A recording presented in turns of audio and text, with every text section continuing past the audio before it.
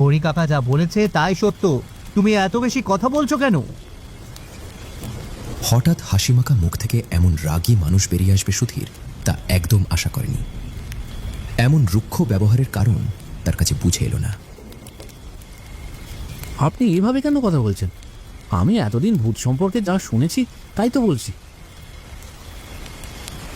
সুধীরের কথা শেষ হতেই হঠাৎ তীব্র বজ্রপাতের শব্দ ভেসে এলো, আর সেই আলোর মুহূর্তেই দোকানের ভেতরটা আলোকিত হয়ে উঠল। সেই আলোয় সুধীর হঠাৎ দেখল তার সামনে বসে থাকা লোকগুলোর মুখ অস্বাভাবিক ফ্যাকাশে। কারো চোখের মনি নেই, কারো গালের চামড়া পোড়া দাগে ভরা। দোকানদারের হাতের চামড়াও যেন আগুনে ঝলসানো, চোখ দিয়ে বেয়ে পড়ছে তাজা রক্ত। সুধীর আতঙ্কে বেঞ্চ থেকে উঠে দাঁড়ালো। এসব কি? দোকানদার ঠান্ডা গলায় উত্তর দিল, কারণ বাবা, সেই বজ্রপাতে মারা যাওয়া মানুষগুলো আমরাই ছিলাম। দোকানের সব লোক একসঙ্গে সুধীরের দিকে তাকালো। তাদের ঠোঁটে ধীরে ধীরে ফুটে উঠল এক অস্বাভাবিক ভীতিকর হাসি।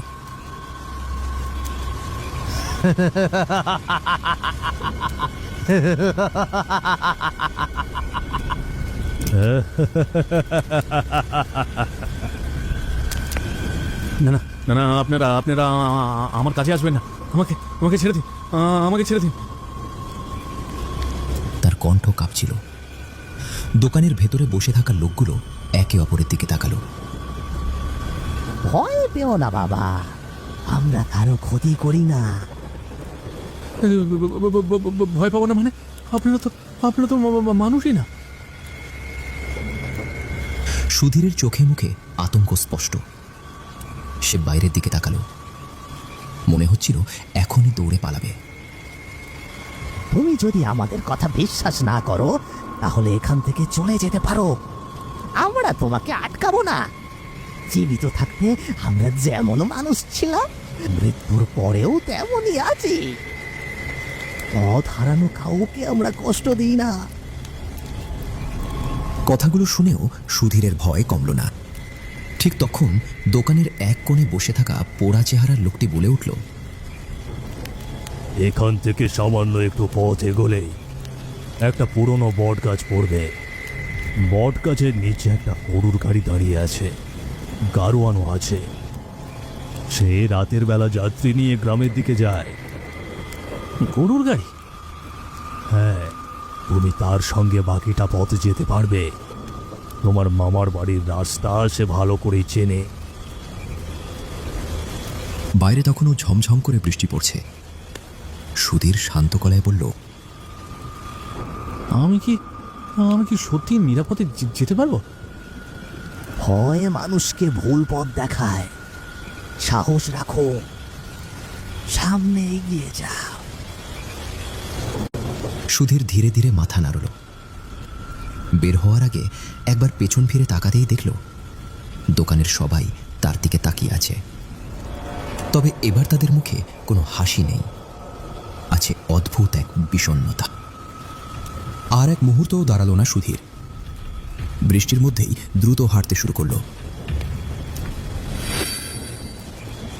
কিছুক্ষণ পর দূরে একটি বিশাল বটগাছ চোখে পড়ল। গাছের নিচে সত্যিই একটি গরুর গাড়ি দাঁড়িয়ে আছে। গাড়ির ওপর টিমটিম করে জ্বলছে একটি হারিকেন, আর সামনের আসনে বসে আছে এক বৃদ্ধ গাড়োয়ান। সুধীর কাছে যেতেই বৃদ্ধ লোকটি বলল, চায়ের দোকানের লোকেরাই তোমাকে পাঠিয়েছে, তাই না? সুধীরের বুকের ভেতর আবার ধক করে উঠল, কারণ সে এখনো বৃদ্ধকে নিজের পরিচয় পর্যন্ত দেয়নি। সুধীর কোনো কথা বলল না। সে চুপচাপ গরুর গাড়িতে উঠে বসল। বৃষ্টির ফোঁটাগুলো তখনও পড়ছিল টুপটাপ করে। গাড়ি চলতে শুরু করতেই সুধীর আর চুপ থাকতে পারল না। আচ্ছা, আপনি ওই দোকানের বিষয়ে কি জানেন বলুন তো? অনেক বছর আগে ওই জায়গাতেই একটা চায়ের দোকান ছিল। এক বর্ষার রাতে ভয়ঙ্কর বজ্রপাত হয়েছিল। দোকানদার সহ ভেতরে থাকা সবাই মারা যায়। তারপর থেকে গ্রামের লোকেরা বলে প্রতি বর্ষার রাতে তাদের দেখা মেলে। তারা পথ হারা মানুষকে আশ্রয় দেয়, গল্প করে, চা খাওয়ায়, কিন্তু আজ পর্যন্ত কারো কোনো ক্ষতি করেছে বলে তো আমি শুনিনি।